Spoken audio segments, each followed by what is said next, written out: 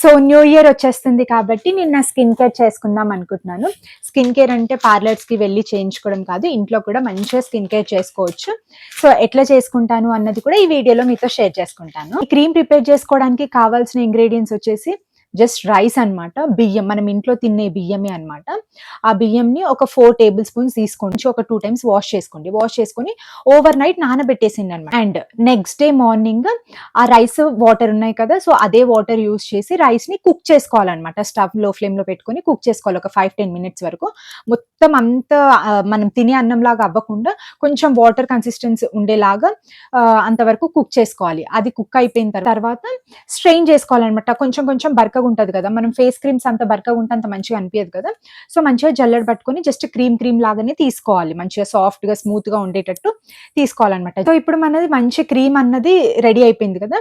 And ఇప్పుడు ఇంకొన్ని benefits కోసం ఈ క్రీమ్ లో ఏమేమి యూస్ చేయాలో చెప్తాను.